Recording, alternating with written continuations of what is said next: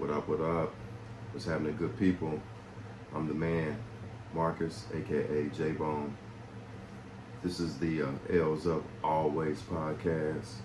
Most of the time, this is going to be centered around the University of Louisville, which I feel like is the best university in the country.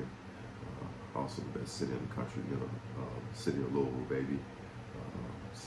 But anyway, I want to start this podcast with a series I'm going to call GOAT Talk. Of course, everybody knows GOAT is an acronym for greatest of all time. Start with boxing.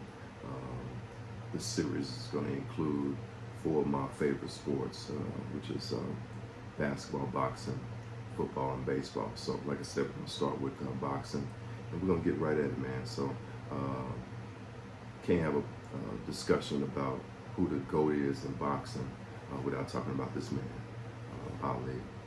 So it's going to be real quick. First of all, he's the GOAT because he was a heavyweight. Anybody else smaller than heavyweight? Yeah, Sugar Ray Leonard, Floyd Mayweather, undefeated right now. A lot of other great fighters at lower weights. Great, GOAT at their weight. But heavyweight is big boy division. We all know that. And it's not like those lighter fighters could actually beat a heavyweight. At least one of the top heavyweights, a heavyweight considered the GOAT. So to me, the GOAT of all boxers has to be a heavyweight. Now, if you want to break it down to have a GOAT in division, that's fine, you can do that. But in my opinion, the GOAT's got to be a heavyweight. And in my opinion, this guy's the GOAT. You see, I got the pictures in the back of behind me. So I'm obviously a little bit biased, but I'm gonna break it down to why he is the GOAT. It's very simple, very quick. Break it down, and then I'm gonna compare him to a few boxers that a lot of people would consider the GOAT over Ali. So, first of all, Ali is the GOAT because unlike any other boxer, we never got to see Ali get better. We never got to see him improve his skill set. We never got to see him hone his skills as a boxer. He got to a certain point, and then he was stripped of his title, and wasn't allowed to spar anything for close to 4 years. So, and despite that, despite not being able to fight for 4 years and then coming back when you're an older boxer in the best era of heavyweight boxing, and still be able to come back and claim the title twice. That's two simple reasons. Number one, like I said, we never got to see Ali get better. And two, despite him not getting the opportunity to hone his skills or get better, he was able to regain the heavyweight title twice in the best era in the heavyweight division. So them two reasons alone makes him the greatest. But there are also a few fighters that people consider the GOAT, and I'm gonna tell you why he's the GOAT above these guys. Starting number one, Rocky Marciano, 49-0, 43 by KO. Ali was just way bigger. Rocky Marciano was 5'10", 188 pounds, and only had a 67-inch reach. Great fighter, not taking nothing from him, tenacious, but younger Ali would have been way just too fast, too quick, too much hand speed, too much foot speed. And then even the older Ali, the Ali that came back to boxing with diminished skills, would have just been too big, and his IQ and ability to use his jab would have been too much for Marciano. So I know a lot of people try to compare him to Joe Frazier because Joe Frazier fought the same, but Ali actually underestimated Joe Frazier 2 of the 3 times that they fought. The one time that he did take Joe Frazier seriously, he had no problems with Joe Frazier. Almost knocked Frazier out. The referee stepped in and gave Frazier some time to recover. If that hadn't happened, he probably would have got knocked out in that fight. So, number 2, Joe Louis, 66-3, 54 by KO. 6 foot tall, 214 pounds at his best weight, 76-inch reach. So he had a good size, but Ali would have been too quick for him as well. Joe Louis was a robotic fighter, very, very traditional style, not very quick. Young Ali would have just danced around Joe Louis. And the older Ali, the return to boxing Ali, would have adjusted to anything that caused him any issues against Joe Louis, and he would have handled Joe Louis easily as well. Number 3 that a lot of people like to bring up is Mike Tyson. Again, great fighter, 58-6, 44 by KO. But again, like Marciano, he was only 5'10". Now he was bigger than Marciano, had longer reach than Marciano. Tyson around 218, 220 best fight weight. So he's a lot stockier and quicker and stronger than Marciano. But again, I think same issues and the same reasons why I think Ali would have handled Marciano. It goes for Mike Tyson as well. Number 4, Larry Holmes, 69-6, 44 by KO. Larry Holmes was also 6'3", same height as Muhammad Ali.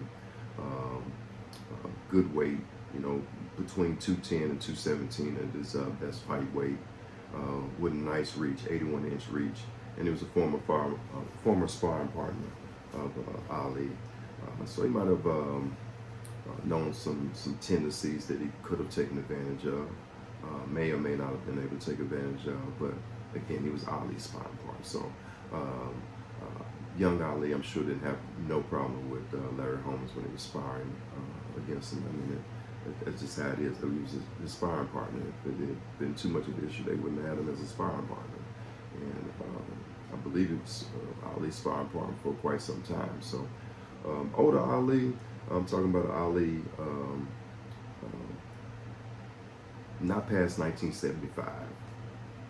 Would have been able to adjust on the fly with Holmes. It might have been a tough fight, might have gone the distance, but I give Ali the advantage IQ-wise and just hand speed on Larry Holmes.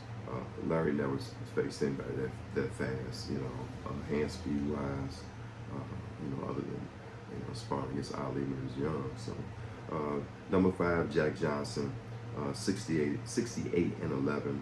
34 by KO, also a good size heavyweight, 6 foot tall, about 200, 215, 210, 215 pounds, best fight weight, 74-inch reach. I got a lot of issues with Jack Johnson. Jack Johnson had 11 draws on his record, 11 draws. So 11 times they couldn't decide if he won or lost.